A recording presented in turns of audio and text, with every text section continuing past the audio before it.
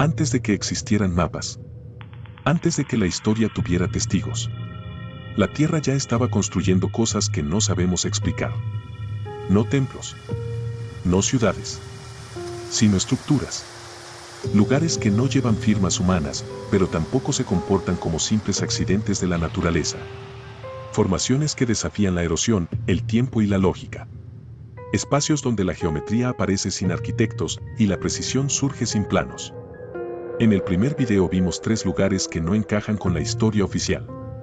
Hoy, vamos más lejos. Porque existen otros sitios aún más perturbadores. Más antiguos. Más imposibles de ignorar. Lugares donde la Tierra parece haber seguido reglas que no comprendemos. Donde la naturaleza no improvisa, diseña. Los próximos 3 no fueron hechos por humanos. Pero tampoco parecen hechos al azar. Y cuando los observas con atención, surge una pregunta incómoda. ¿Y si no somos los primeros en intentar entender este mundo? ¿Sino solo los últimos? Esto no es ciencia ficción. Todo lo que verás existe. Y lo más inquietante es que siguen ahí. El Ojo del Sáhara.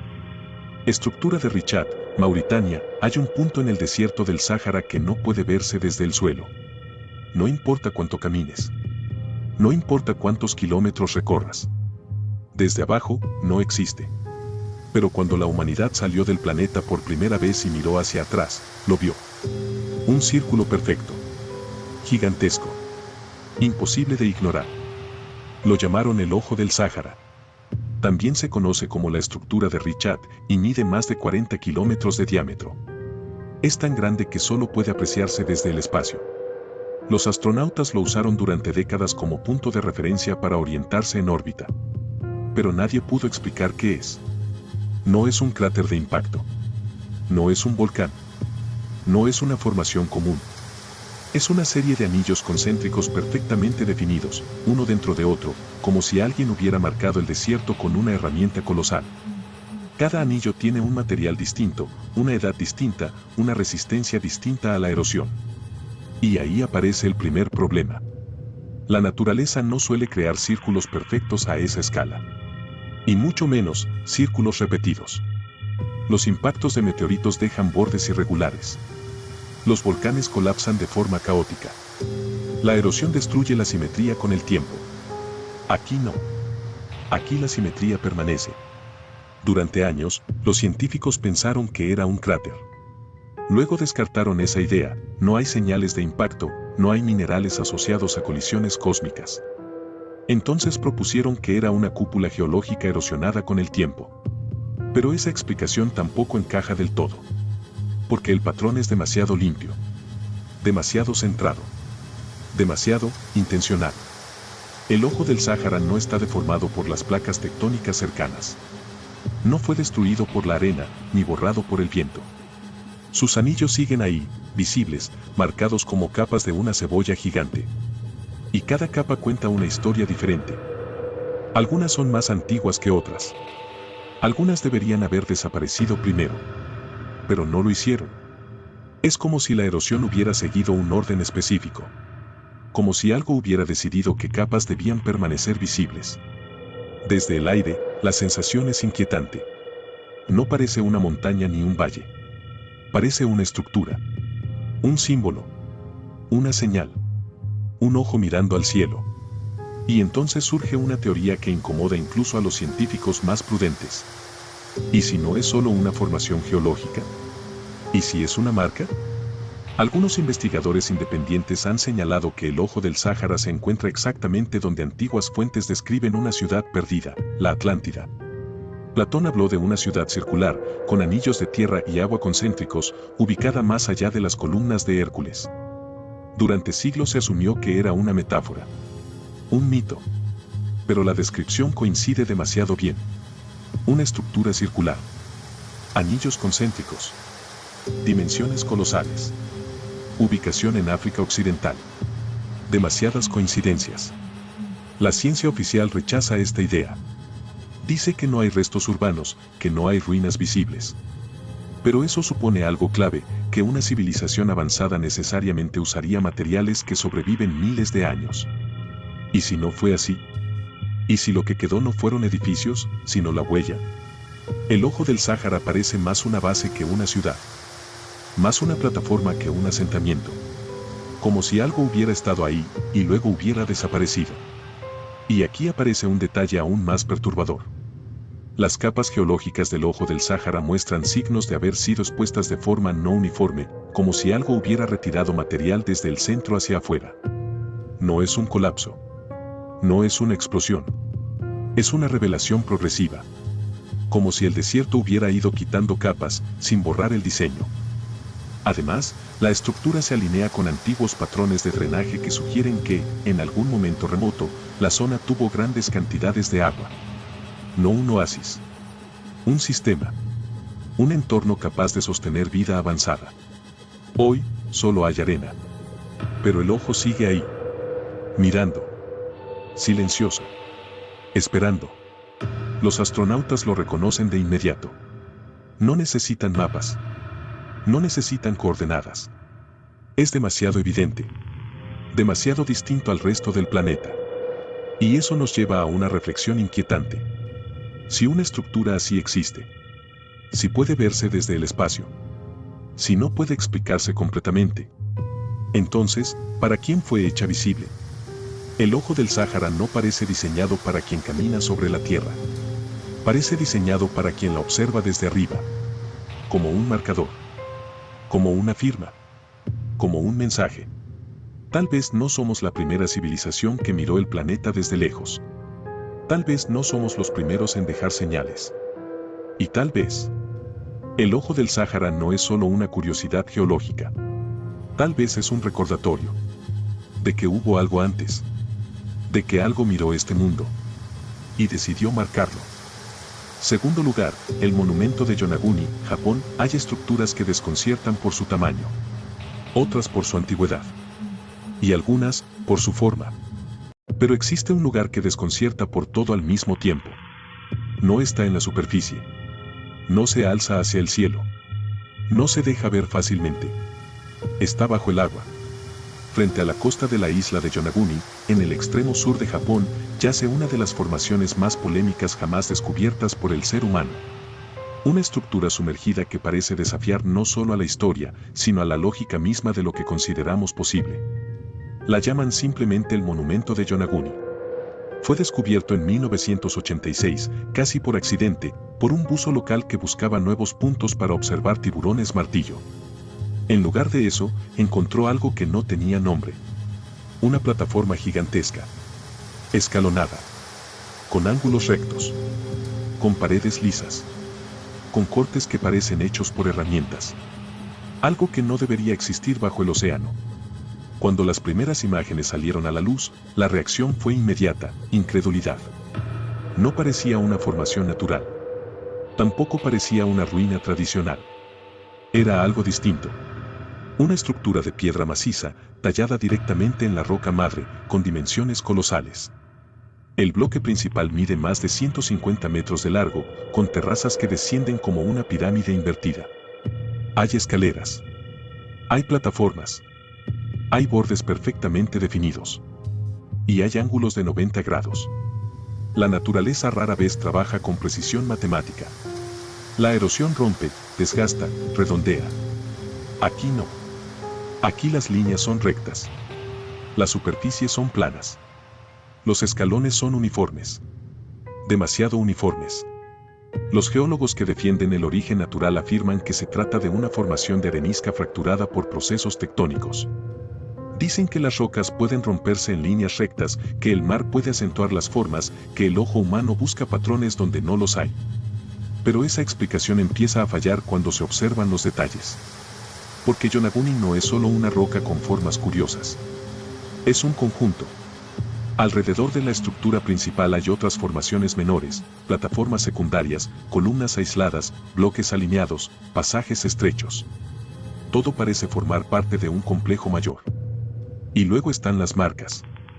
En varias superficies se observan surcos paralelos, como si algo hubiera cortado la piedra de manera deliberada. No son grietas aleatorias. Mantienen profundidad constante. Distancia regular. Dirección definida. Hay incluso lo que parecen ser escaleras talladas, con peldaños de altura uniforme, que no conducen a ningún lugar, salvo hacia niveles inferiores del monumento. ¿Para qué tallar escaleras bajo el mar? Esa pregunta lleva inevitablemente a otra. ¿Y si no siempre estuvo bajo el mar? Los estudios geológicos de la zona indican que, durante el final de la última glaciación, el nivel del mar era más de 100 metros más bajo que hoy. Eso significa que Yonaguni habría estado completamente emergido hace más de 12.000 años. En ese momento, no existe, según la historia oficial, ninguna civilización capaz de tallar estructuras de ese tamaño y precisión. Pero Yonaguni estaría ahí. En tierra firme. Accesible. Visible. Y eso cambia todo. Porque si fue tallado cuando el mar estaba más bajo, entonces no hablamos de una estructura sumergida por accidente reciente.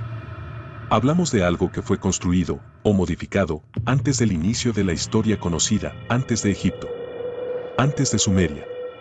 Antes de todo. El profesor Masaaki Kimura, uno de los investigadores que más tiempo ha dedicado a Yonaguni, sostiene que al menos parte de la estructura fue intervenida por manos inteligentes. No dice que todo sea artificial. Dice algo más inquietante, que una formación natural pudo haber sido adaptada, tallada, refinada, convertida en algo funcional. Eso explicaría la mezcla desconcertante de rasgos, paredes naturales junto a cortes imposibles, plataformas erosionadas junto a ángulos intactos. Pero incluso esa explicación genera un problema enorme. ¿Quién estuvo allí hace más de 12.000 años con la capacidad, el tiempo y el conocimiento para modificar una masa de piedra de ese tamaño? La historia no tiene respuesta.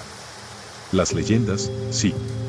En la mitología japonesa existen relatos sobre civilizaciones antiguas destruidas por el mar. Mundos anteriores, arrasados por cataclismos. Tierras que se hundieron. Conocimientos que se perdieron. Yonaguni encaja demasiado bien en esos relatos. Algunos investigadores han señalado similitudes entre la estructura y la arquitectura mesoamericana, plataformas escalonadas, terrazas ceremoniales, orientación específica. Otros ven paralelos con complejos megalíticos repartidos por todo el planeta. Y eso abre una posibilidad aún más perturbadora. ¿Y si Yonaguni no es único? ¿Y si forma parte de una red global de estructuras antiguas, construidas o adaptadas por una civilización anterior a la nuestra? Una civilización que entendía la piedra, que trabajaba con el paisaje, que no levantaba edificios, sino que esculpía la tierra. Yonaguni no tiene inscripciones claras. No hay jeroglíficos evidentes. No hay estatuas completas. Pero hay algo igual de elocuente, la escala. Nada de esto fue accidental.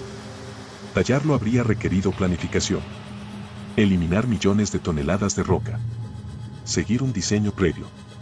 Y hacerlo todo sin metal moderno. Sin maquinaria. Sin tecnología que reconocemos. O eso creemos. Algunos buzos han reportado sensaciones extrañas al descender. Una percepción de orden. De intención. Como si no estuvieran explorando una ruina, sino entrando en un espacio diseñado. Un lugar. No un accidente. Y entonces aparece la pregunta que nadie quiere formular en voz alta. Si Yonaguni fue hecho o modificado por una inteligencia antigua. Si fue sumergido por el aumento del nivel del mar. Si quedó oculto durante milenios. ¿Cuántas estructuras más hay bajo los océanos que nunca hemos visto? Más del 70% del planeta está cubierto por agua. La mayor parte del fondo marino no ha sido explorada en detalle. Yonaguni fue encontrado por casualidad. No por una expedición científica global. No por un proyecto internacional. Por un buzo. Eso debería inquietarnos. Porque significa que la historia humana podría estar incompleta no por falta de pruebas, sino por falta de mirada.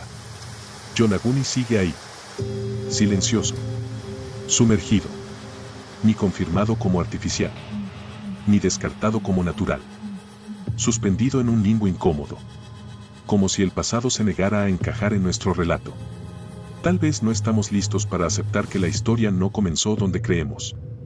Tal vez hubo algo antes. Algo suficientemente avanzado como para dejar marcas. Pero no lo bastante como para sobrevivir al tiempo. Yonaguni no grita su origen. No exige ser entendido. Solo existe. Esperando a que alguien haga la pregunta correcta. Tercer lugar, Las esferas perfectas de Moeraki. Nueva Zelanda, hay formas que la naturaleza repite una y otra vez. Montañas, valles, ríos. Pero hay una forma que casi nunca aparece. La esfera perfecta. La naturaleza no busca simetría absoluta. La erosión desgasta. El tiempo deforma. El azar domina.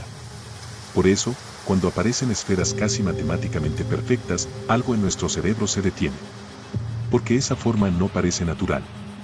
En una playa remota de Nueva Zelanda, al borde del Océano Pacífico, descansan decenas de enormes rocas esféricas. Algunas del tamaño de una persona. Otras, más grandes que un automóvil. Están allí, expuestas, sin ocultarse. Las llaman las esferas de Moeraki. Y no encajan en ningún relato simple. A primera vista parecen esculturas abandonadas. Objetos colocados deliberadamente sobre la arena. Su forma es tan regular que resulta difícil creer que el mar, el viento y el tiempo hayan podido producirlas. Pero lo más perturbador no es su forma. Es su precisión. Muchas de estas esferas presentan una red de grietas hexagonales que recorre su superficie, como si se tratara de una cáscara. O como si algo en su interior hubiera crecido de manera controlada, empujando hacia afuera con una lógica interna. Algunas están partidas en dos. Y cuando lo están, revelan un interior concéntrico. Capas perfectamente diferenciadas, una dentro de otra, como anillos de crecimiento. No caóticos. No aleatorios. Ordenados. Durante décadas, los geólogos han intentado explicarlas como concreciones, acumulaciones de minerales que se forman lentamente alrededor de un núcleo. Esa explicación existe. Está en los libros, pero no explica todo. Porque las concreciones normales no alcanzan este tamaño. No mantienen esta simetría. No aparecen agrupadas de esta manera. Aquí no hay una esfera aislada. Hay un campo de esferas. Como si algo hubiera decidido repetir el mismo proceso una y otra vez, con resultados casi idénticos.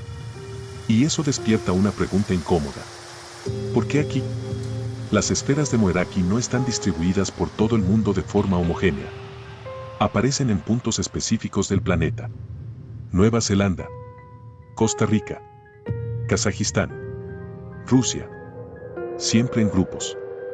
Siempre esféricas. Siempre desconcertantes. La explicación oficial dice que se formaron bajo tierra durante millones de años y que la erosión las dejó al descubierto. Pero eso no explica la uniformidad, ni la repetición del patrón. Si el proceso fuera completamente natural y aleatorio, esperaríamos variaciones extremas. Esferas deformes. Tamaños inconsistentes. Fallos estructurales. Pero aquí no. Aquí parecen seguir un modelo. Y luego está el detalle más inquietante. Algunas de estas esferas muestran fracturas que parecen intencionales, como si hubieran sido abiertas. No explotadas. No aplastadas. Abiertas. Siguiendo líneas precisas. Como si alguien hubiera querido ver su interior. Las culturas indígenas maoríes no las consideraban simples piedras. Para ellos, no eran rocas. Eran restos. Fragmentos de algo anterior al mundo actual. Objetos que llegaron con los dioses del mar. No hablaban de erosión. Hablaban de origen. Decían que esas esferas no nacieron allí. Que fueron dejadas. La ciencia moderna descarta estas historias como mitología. Pero la mitología tiene una función clara, recordar lo inexplicable cuando no hay lenguaje técnico para describirlo. Y hay algo que sigue sin respuesta. ¿Por qué las esferas están huecas o estructuradas internamente de forma tan compleja? ¿Por qué no son simples bloques sólidos? Porque si el objetivo de la naturaleza fuera solo acumular material, no habría necesidad de capas, ni de patrones internos, ni de simetría radial. Eso es eficiencia. Eso es diseño, o algo que se le parece demasiado. Algunos investigadores independientes han sugerido una idea radical, que estas esferas no son el producto final, sino el residuo de un proceso desconocido. Como escoria. Como subproducto. No algo creado para ser admirado. Algo creado para cumplir una función. ¿Pero cuál?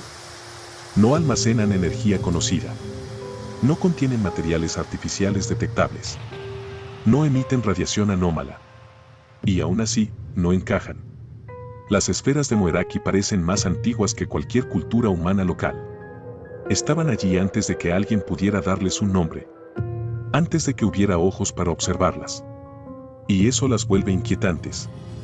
Porque si nadie las hizo, pero tampoco parecen casuales. Entonces estamos ante una categoría incómoda de objeto, algo producido por procesos que no comprendemos. Y eso nos obliga a replantear una idea básica. Tal vez el error no está en pensar que fueron hechas por alguien. Tal vez el error está en pensar que solo los humanos construyen. La naturaleza puede crear cristales perfectos. Puede organizar átomos con precisión matemática. Puede repetir patrones complejos sin conciencia. Pero aquí hay algo distinto. Aquí hay intención aparente sin intención identificable. Como si el planeta, en ciertos momentos de su historia, hubiera seguido reglas que ya no existen. O que no hemos redescubierto. Las esferas de Moeraki no cuentan una historia clara. No tienen fecha exacta. No tienen propósito evidente. Solo están ahí. Como preguntas solidificadas. Y quizás esa sea su función real. Recordarnos que el mundo no fue hecho solo para nosotros. Que hubo procesos antes de nuestra comprensión. Que hay formas que no necesitan explicación. Para resultar profundamente inquietantes. Porque cuando la naturaleza empieza a parecer inteligente, es cuando más incómodo se vuelve mirar. Hemos llegado al final del recorrido. Pero no al final de las preguntas. El ojo del Sáhara, Yonaguni y las esferas perfectas no nos dieron respuestas. Nos hicieron algo más incómodo, rompieron certezas. Porque ninguno de estos lugares encaja del todo en la historia oficial. Ninguno puede explicarse con una sola teoría. Y ninguno parece haber sido hecho pensando en nosotros. El ojo del Sáhara no se muestra al caminante, sino al que observa desde el cielo. Yonaguni no se construyó para permanecer visible, sino para desaparecer bajo el mar. Las esferas no cuentan quién las hizo, solo demuestran que la perfección existe sin firma. 3 lugares distintos. 3 entornos opuestos. Un mismo patrón inquietante. La presencia de orden donde esperamos caos. De estructura donde asumimos azar. De precisión donde debería haber erosión. Tal vez la pregunta nunca fue si los humanos los construyeron. Tal vez la verdadera pregunta es por qué necesitamos que alguien los haya construido. Nos tranquiliza pensar que todo tiene un autor. Que toda forma compleja debe tener una intención consciente. Que nada importante ocurre sin que alguien lo decida. Pero el planeta no funciona así. La Tierra ha estado activa durante miles de millones de años. Mucho antes de que hubiera memoria.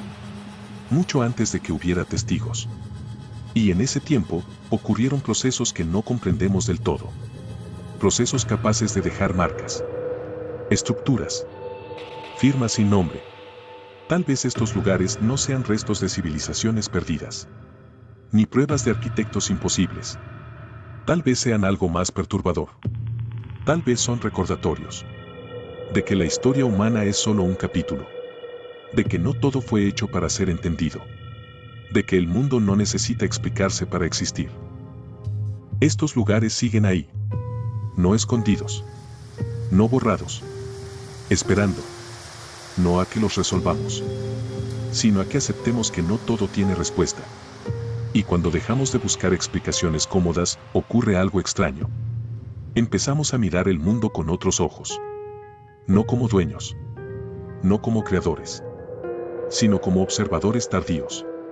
De algo mucho más antiguo que nosotros.